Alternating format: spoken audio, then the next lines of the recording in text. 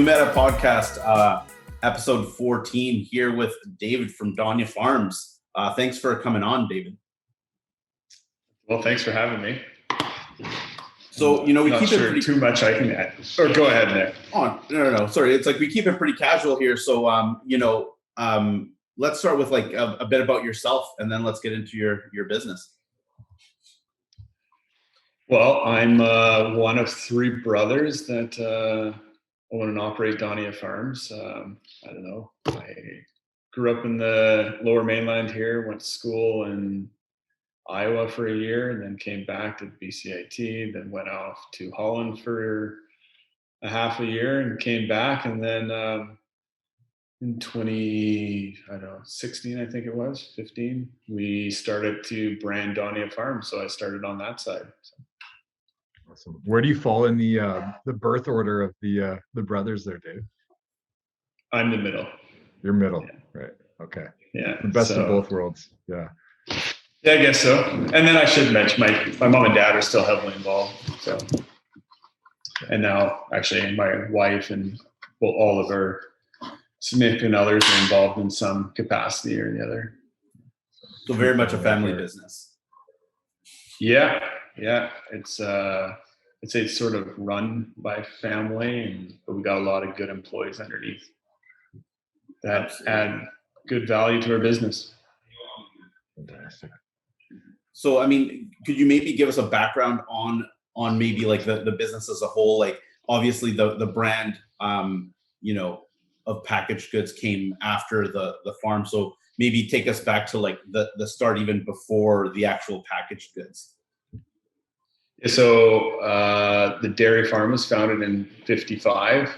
I'm not sure they called it founding in 55, but my grandparents immigrated from the Netherlands, and he worked in the peat bog here and did a bunch of odd jobs, saved up enough money, bought a couple cows and rented some land in Surrey and started from there, grew it up, and then acquired the place that we're on today, I think in the late 50s. Couldn't ever get a straight answer. And then we farmed here ever since. So in roughly 1990, around there, my dad took over from my grandpa running it, and my one uncle was involved as well.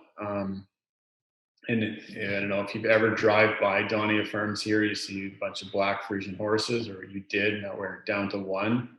We have those because in 1990, when Dad wanted more control and to get my grandpa, or who I call Paka, out of his hair a bit, he said, go get a hobby. So my grandpa flew to Holland and picked up 3 horses and brought them back with him. So, and then through the 90s, he bred those, and Dad grew the farm up from, I don't know, probably 300 cows to 800. And today we now milk close to 1,200 cows. And in 16, once we all graduated university, thought the best way to keep a family business together is to diversify and sort of spread out the responsibility. So we created the Donia Farms brand and started marketing our first product, the kefirs. And then later on started to do the grass-fed milks. And today we no longer sell the kefir product, but we do grass-fed milk, butter, yogurt, and some new products in the immediate future. Oh, that Awesome. Sounds exciting. A little, just put it out there. You're not going to tell us what they are? No, not yet. Too soon. So, tell us about maybe the thought process of going into packaged goods. Like, what was the opportunity that you guys saw? Like, maybe take us through this for somebody that, and give it maybe the context of, how did you identify this opportunity?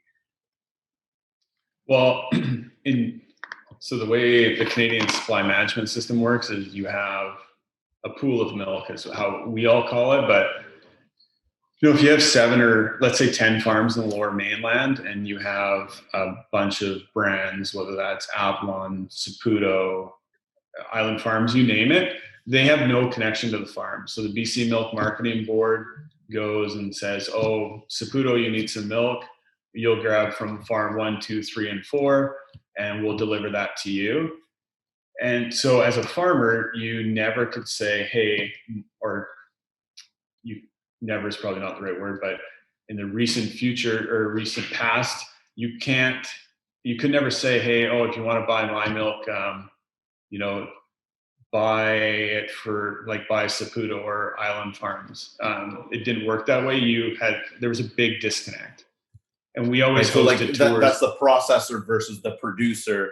It's like the processor might get milk from many farms. So, and you don't know where yours is going necessarily either. Maybe you do, maybe you don't.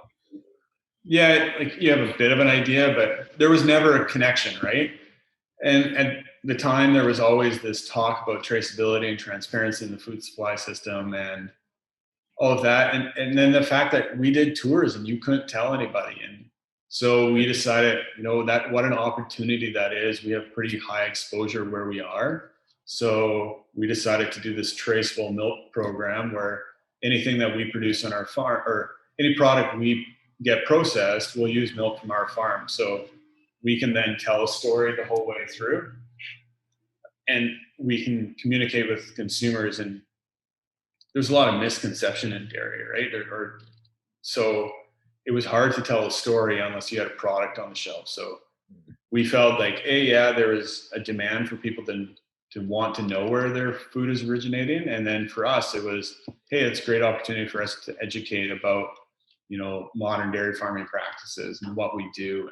And, I say it humbly all the time, we're no different than anybody else. We're just going to tell a story and we're going to make that connection and remove the unknown from somebody's mind and hopefully make them more comfortable with dairy. That's a great point. I mean, what's interesting about the story is that at the end of the day, like everybody has this story and I think you guys are telling it in a great way. And, people want to understand where things come from, right? Like that's really what it comes down to.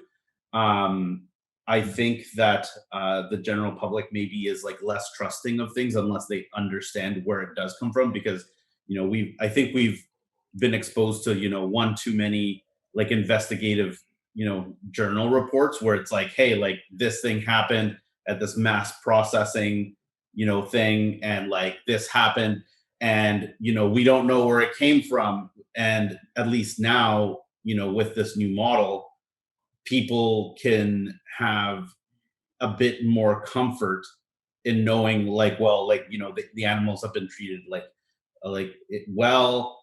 I know where it's coming from. It's like there's like an actual like name behind from the actual farm standpoint, from the actual producer rather than the manufacturer. Yeah, we always talk about this generational disconnect in agriculture or the agrarian life cycle. So I don't know about either.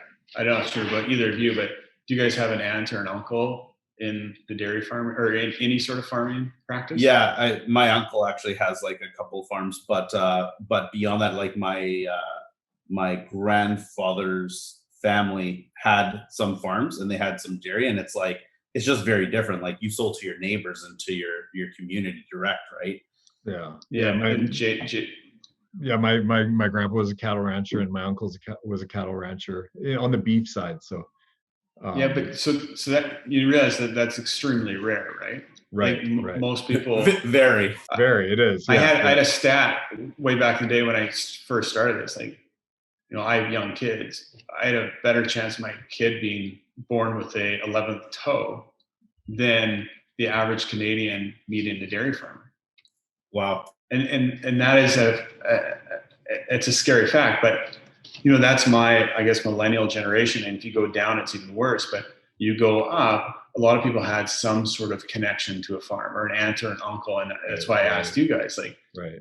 And you go up further and that agrarian lifestyle was way closer to the family. So you had an understanding, you spent time on a farm and, so you basically always had a family member somewhere down the line where like you spent your summer on a farm or like totally like, and the further back you went, the more likely that was to happen. And now it's pretty unlikely. And then so when you don't know, you believe what you see. And you talk about those investigative journal reports, like that's not the norm. And that's a one-off situation. Like the latest And one, it's usually not Canadian, usually you're getting, but people assume that the standards are here as they are in other countries, right? I don't think geography matters as much as recognizing that's a single person, right? Like, or one operation, or not even an operation, like a few rogue people. Like, that's the thing, right? So, information is power, information is comfort in most cases, right? So when you don't know, it really starts to creep in your mind, well, what could be?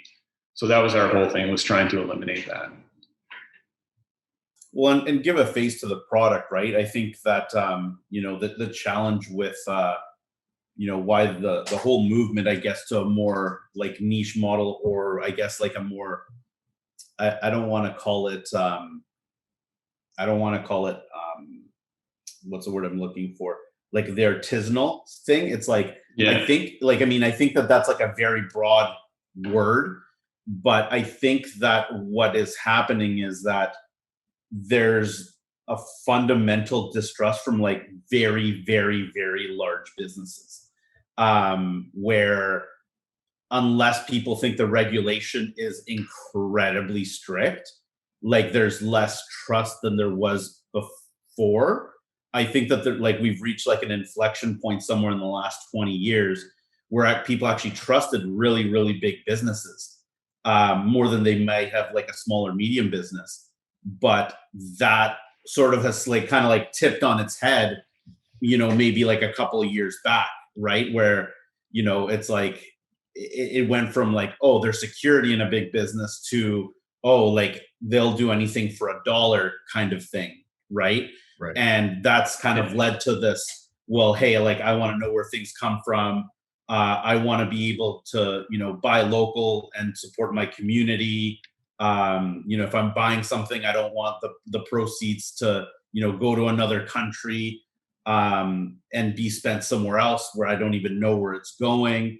Like it's kind of like led down this path, but I think it's kind of, the pendulum going from the small, town owned shops to the big business. Now it's kind of coming back slowly but surely as people become more aware of how the economy actually works. Well, you mentioned the word trust, right? And that's so powerful in your motivation and what we have, right? And I always ask people like, well, why do you think we have organic? Well, it's because you lost trust in what the farmer was doing. So now you're relying on a certification. You're putting your trust in a certification for that, right? And you talk about, being misled.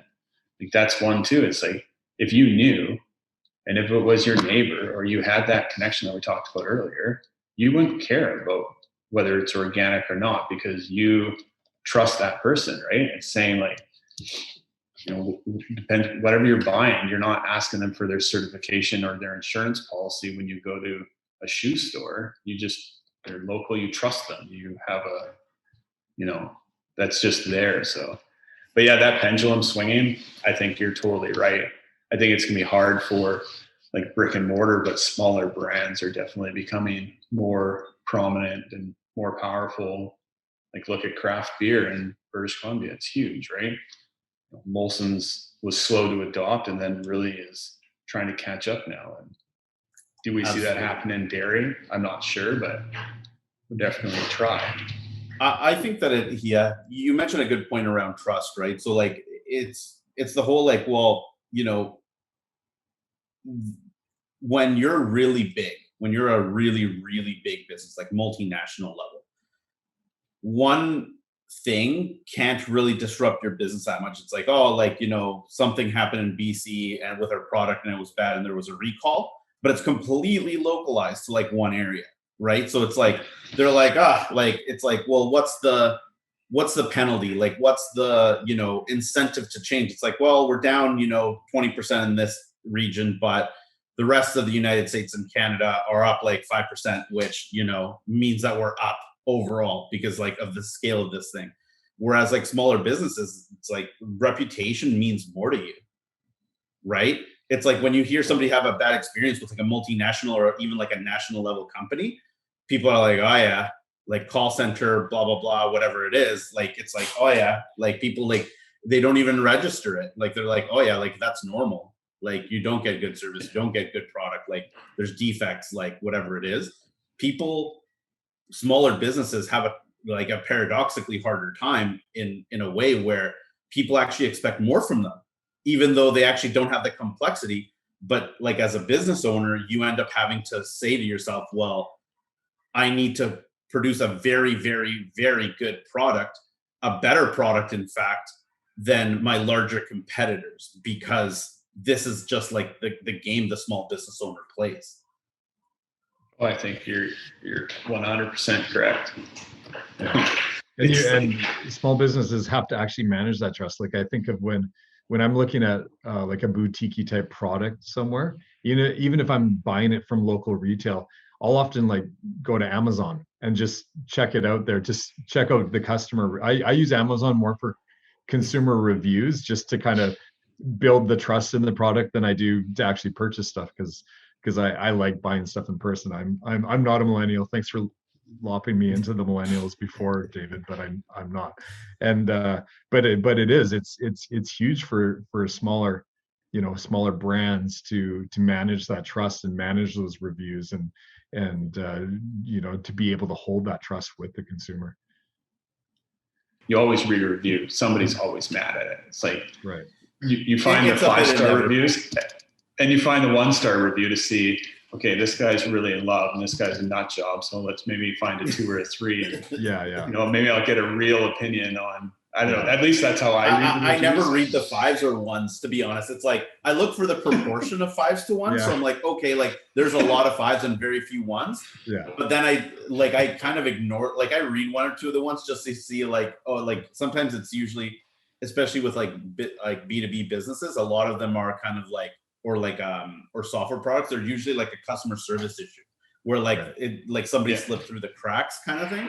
But it's usually like the 3 and 4-star reviews that like tell the real story, where they're like, here's the pros, here's the cons, and like this is why it's not 5, but it's it's not 1 either.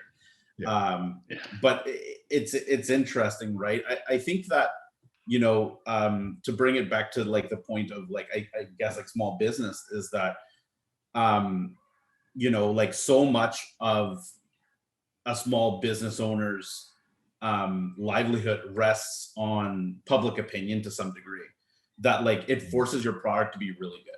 Like you have no choice, because like if you burn like one client or like a distribution center, it's like, well, getting another one isn't particularly easy, right? And that becomes like a fairly like significant problem. So like you actually have to run your operations like really, really, really well. And that usually comes from, putting in more work. So like people like always ask me, it's like, well, what's the, like, I've worked in businesses that are 5 people. I've worked in businesses that, like in our peak season, we were like tens of thousands. And the challenge is always this. It's like when you have like that level of people, when you have like 10,000 people, there's always somebody there to watch something.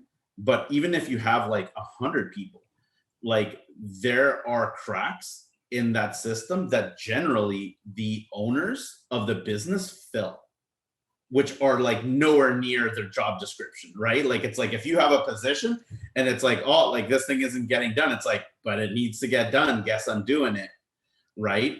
And I think that like plays into the trust of it. It's like you're trusting that this business that isn't like a multinational, it's like somebody is out there, or like a group of small group of people within the business are out there making things right and ensuring that it's good. Yeah, it's I just think of that multiple hat thing. That's the like the arch nemesis of a small business, and that's what I think makes, like, as much as you need to have all that customer service or that superior product, that multiple hat thing makes that so much more challenging, because you can't get good at one thing or you're spread so thin, right? Like, I mean, from my side, like on a given morning, I'll be doing financials for the dairy farm, and then in the afternoon I'm doing art design, and then in the, I don't know, sometime during the middle of the day reviewing production numbers, and your left side, right side of the brain is firing all day, right? Where if you're in that bigger business, you're more or less onto one side. You're doing one thing all day long, for sure. All day long, yeah. But yeah, that I find it it's interesting that small business, and when you go back to retail, it's not to complain, but in Canadian retail, you're reliant on really 3 people, right? Or 3 big corporations to give you the opportunity to sell to all these customers, right? So you talk about making a mistake. Well, you burn the bridge with one of those guys, it's pretty hard to maintain your business long term. And especially in our category where it's higher volume, low margin, you need those turns, you need that to move through. And it's just a little bit different, right? Absolutely. And I mean, I guess this is the challenge really at the end of the day. It's like, selling direct is sometimes an option, but not to get the turns that you need in a lower margin business, right? Like if you're creating everything not at scale and you're just trying to support yourself, but sometimes going online only makes a ton of sense. But yeah, like in certain business models, like selling online direct to consumer, very difficult, right? It's just, you need that mass distribution.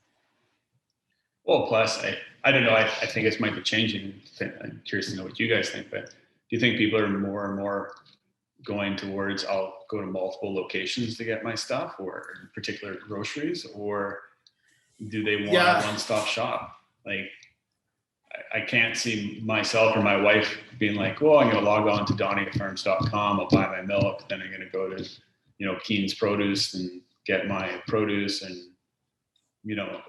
I believe there is a spot for online, but you need that mass, you need that movement, right? Exactly. Yeah. I think that there's like a fully online. There's a combination to be had, I think, and I'll say like upfront that it really depends on the business model. It depends on the margins. It depends on like the unit economics of a sale and like the cost structure.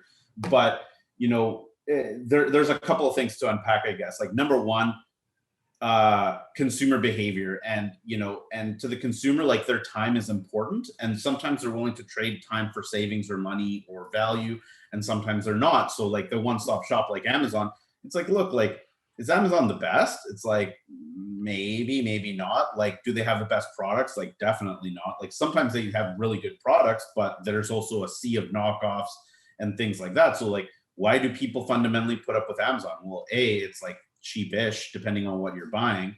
But often like it can be the same price as going to a store and buying the same thing.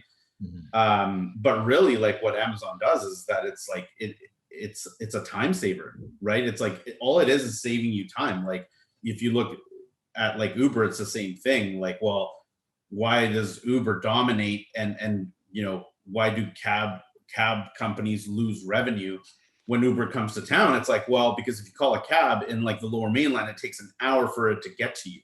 Well, an Uber can get here in 5 minutes. That's why Uber's knock these companies out, right? So like, it's the customer trading money for time.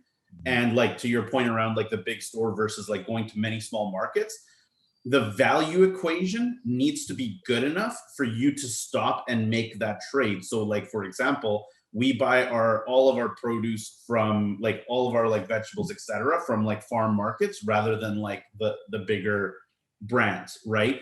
Because there is at least a perception from us that like we're going to get a better product in doing so, right? And there's like a value in that. So like, I think for online, when it comes to like a direct to consumer model, even if you're say in a grocery, like there needs to be like a clever way to bundle it in a way where like it doesn't become onerous to the customer, meaning like a subscription model, or like reminders that say like, hey, you bought this basket of goods last time, do you just want to reorder it? To make it easy for people so that they don't have to do too much work. Because if they do too much work, they're like, I'll just get everything at the one-stop shop. Yeah. And this is like also like you know, it's a separate thing, but it really is dovetailed into it. It's brand, right? Like brand and the perception of brand can create value. And if you create a brand that is well aligned to the product enough and the product's of high quality, what ends up happening is that people will go out of their way for it, right? And say like, well, I'm willing to go online and get it direct because, you know, I believe in that brand. Yeah, because I believe in that brand. I believe for the values that they stand for. I believe like, you know, it's like, oh, it's like a locally owned like business. Like I'm gonna order from them. Yeah. But that's about values alignment, right? Like beyond everything else. But if you don't have that strong brand, it's like, well, now you're just competing in a sea of other products that, you know, are fundamentally, you know, in are similar to you. You know, people buy brands, they don't buy the product in of itself. First, people decide, well, do I want this product? Number two is like, well, what brand aligns with my beliefs the most? And then if they align with it closely enough, they'll go out of their way and trade their time in order to acquire that product over others. Right. I have a question for both of you on sort of along those lines. Yeah. How much food alone? How much do you think people buy based on brand, and how much do you think people buy based on price?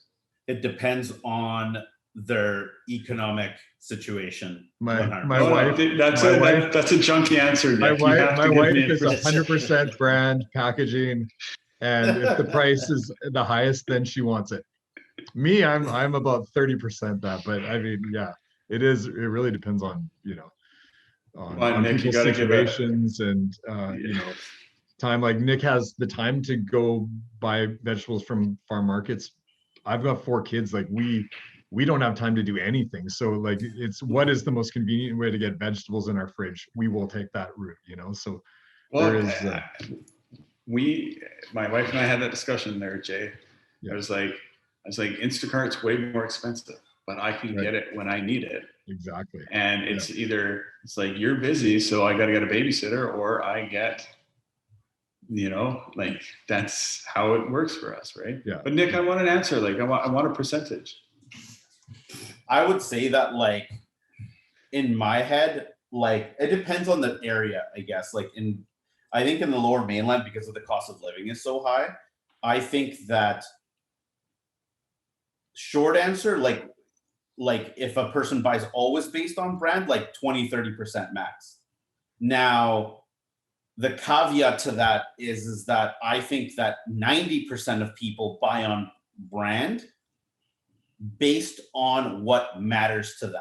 Right. So for example, like, like it depends what matters to you, right? Like, so it's like some people, it might be their car and the brand is super important. For other people, they're like, I don't care what kind of brand car I drive. It's of no significance to me, right? Yeah. For other people, it might be where they buy vegetables. Like I must buy them from like these kinds of stores because they align with my beliefs, or these types of products. You know, but I think that and maybe this is like a needlessly long answer, but I think that like as a society, we've gotten to a place where we're bombarded with so many messages that it's hard to care about everything. Right? So there's some places like from like a brand perspective where you're like, okay, I'm buying these products of like this area where like they're just a necessity, or I just need them around the house. I don't really care anymore like what brand they are. But if I become aware that like they're impacting the environment negatively, or there's an opportunity to like support a local business by buying a certain type of brand, then it's like I might change my mind and it might become important to me. I guess my point is that like I said before, like maybe 20-30% of people buy on brand and brand alone all the time. But I think that 90% of people buy based on brand selectively based on what matters to them. Right. And they might not I have think that's that, fair. they might not be having that internal conversation about it, but just kind of the That's law of exactly attraction, it. they're going to be attracted towards, you know, that value alignment for sure. And this is why brand matters, right? Like, and it's the whole like, you know, don't try to sell to people that, you know, don't believe what you believe thing, where and trying to become all things to all people, because then you stand for nothing. Yeah. Because if a product, say there's one of these categories, one of these like 90% people that I'm talking about, where there's a product or a type of product where you're not particularly, you know, it's not a big deal what brand you buy.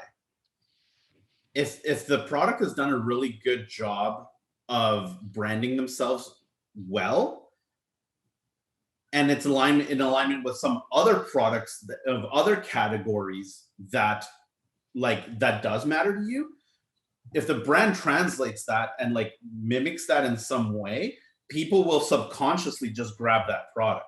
Totally. Right? And this is where we're getting into things like, well, what are the demographics, psychographics of this product? It's like, well, you know, it's for this age group. They care about these things. They care about local. They care about like environment. They care about like all these things. It's like we can reflect this in the look and feel of this brand. So when they're in front of the shelf, like even though they might not care about the specific product type, they see the brand and subconsciously go to grab it because they're like, this is like these other things that are of like high importance to me. Right. And that's where brand can influence. So like, I guess like my answer is also like that, in the sense that there's a subconscious element to this that isn't like, oh, I'm buying this brand because it aligns with what I believe. There's like that's where it's like, I think 20-30%. The rest of it is like more subliminal than that. It's like really like, oh, like I'm reaching for this and I don't really know why, but it's because it's like aligned to what I believe. Right. I don't think it's a conscious process for that many people. Mm-hmm. Yeah, it's interesting because I look at yogurt, right? There's so many brands, and I'd say there's so many really strong brands. And you talk to people and you ask like, well, do you buy yogurt on sale? And do you buy yogurt just a brand all the time? It's like, well, I've yet to find somebody that tells me they buy yogurt that's just on sale. Yet 70 or 80% of yogurt is sold on deal.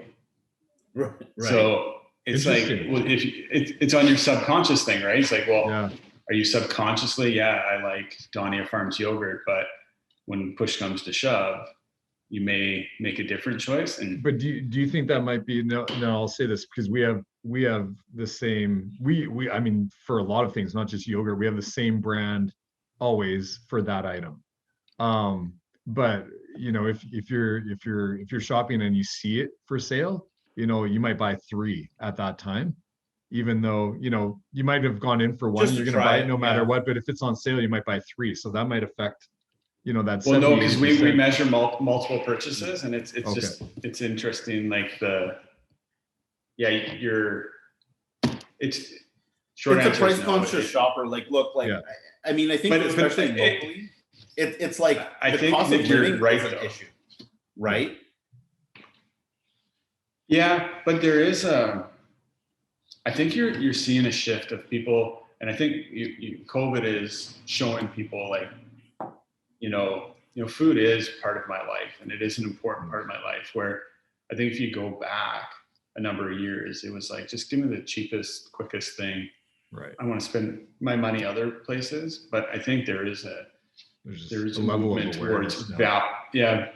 I wouldn't say awareness. I'd say like valuing food more, right? Well, yeah, I'm just saying that when I say awareness, I mean like there's a level of awareness of what we're actually putting into our bodies now. I mean, Netflix has, you know, 29 documentaries alone on that, right? So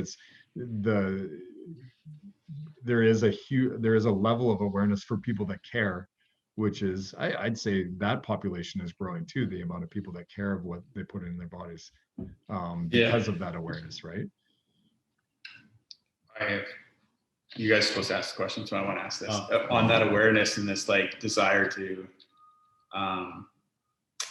you know, be aware of what you put in your body, do you think the Instagram like fitness fad has influenced people's eating habits? this like aspiration to be Well, healthier. I think that it's definitely made people like more self-conscious of themselves. Like Sure. at the very least. Well, I just like Totally. you talked about the subconscious purchase decision, right? So I wonder, like, it's a, and I'm reading this book called The Psychology of Social Media, and the effects of your brain just looking at the stuff is amazing. Yeah. It's so scary, actually. I'm gonna say it's like sitting in front of a scary, slot machine, right? Unfortunately. Yeah. Yeah, but not like it goes further than that. I highly recommend the book. I can't remember the exact title from it, but it's by the guy that does the marketing for Reddit. And I read a bunch of this and I thought, boy, like, is there this correlation? Like, it might be a little subconscious reason you eat healthier. I'm a big believer in social media as like an advertising tool. In fact, I believe in it so much that I tell my friends to cancel their Facebook accounts. Like, and this is not a joke. Like, no. Look, like buying ads on social media is so effective, so effective. But what you have to understand that social media, like Facebook, all these platforms, they're not selling you ad space. Like that is not the product that they're selling. And like there's this big misconception. Social media ads that businesses are buying, you are buying influence, and you are buying like a 1 or even like a fraction of a degree of changing somebody's mind. That's what you're actually buying. Like you're buying like influence, and you are buying like the ability to potentially change somebody's mind. And if it didn't work, the ad wouldn't be worth anything. So like the actual product that is social media is like, on one side, social media generates attention. So like the platforms themselves need to garner like the public's attention, and then they sell that to businesses to inject ads. And the algorithms from these platforms are designed in a way where the ads being shown to specific people are based on their behavioral interaction with the platform. Thereby, they're injecting the ads that they believe will influence a certain type of person the most when they show them. And that's actually what you're buying. And that's why, like, ad costs on Facebook in the last year have like basically doubled. And people are, and they have more demand than ever because it works. And so I tell people all the time, it's like, get off social media. Like, it's like, you have kids, like definitely don't let them on it. Like because it's too good. It's like, here's the problem. Like machines, like these algorithms and machines are not yet smarter than humans. They're not yet smarter than humans at their best, but they are smarter than humans at their worst. And as humans, we can't go around all day long guarded about every single thing that happens around us. Like we can't walk around with a permanent shield around us and being like, what is the implication of this? And that's the problem with social media, is that the algorithm, it's like, what do you do? Like, it's like you work a hard day, or you go to school, or whatever it is, you sit down and you pull up your phone and you're relaxing. It's like, well, like, okay, so now you're getting influenced by these like ads that you're seeing. Well, like, it's like, that's the whole trick to this thing, right? Like, it's too good. The behavioral algorithm of these platforms are superior to human weakness. And that's why they can influence you significantly. So I tell people, like, don't have an account. And it doesn't matter how many people I tell them not to have one, people will still have it. They're like, oh, but I need to stay connected with friends. Or, oh, like, for the family pictures are there. Or, oh, whatever it is. So I could like scream this on the rooftops. And by the way, found like people that were some of the first 20 employees at Facebook, etc., none of them have the actual app. Their kids don't have the app. Like, there's a reason for it, because they understand how good the technology is, and they understand how much it can change people's minds. Yeah. So much so that they're like, they respect it so much that they're just not on it. Yeah, it's a fascinating. It's something, I think it's the biggest a lab test that we're doing on humankind today. This is social media. With very little to no regulation, right? Because like the governments don't understand the technology and how it works, because the people that are running these companies are like very, very smart, and government wages are so low in comparison to the wages that they're getting in the private sector that the government can't get their hands on people that could actually help them navigate this thing, because the governments wouldn't pay them like even 10% what these other companies would pay them, right? But I also think there's something to be said by, I don't think they mean to do what they do. I think they don't understand the implication at all. Yeah, but I don't think they're designing the app to have the effect that they are. I think it's the similar, you have a piece of art behind you, right? It's like, I can interpret that art 100 different ways from you or Jay, right? So, and that's the one thing I got out of this. Like, there's no way Zuckerberg was smart enough to design an app with like Maslow's hierarchy of needs in his head, or all at the same like time, like all these models. The Floydian model, like there's not a chance that he knew any of that. It just all came about. And then you have guys that want to they want to exploit it. So they ask them to add this feature, add that. And right. I mean, that's where I think that, I think it is dangerous and it's risky, but everybody's got to be aware of what they're getting themselves into. Like, so there's positives and negatives, I guess, to it, right? Like there are significant positives, so it's not all bad. But I think that it's like, to your point, well, there's some people that are going to use, anything that's powerful for their own devices, and maybe, the reasoning behind using it is somewhat unscrupulous, right?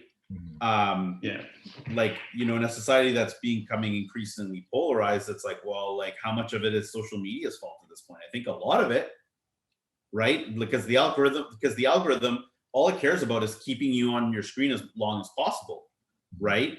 Well, if there isn't some sort of like ethical consideration behind trying to keep people on the screen as long as possible, you're just going to keep feeding people whatever you need to as an algorithm to get them on the screen more.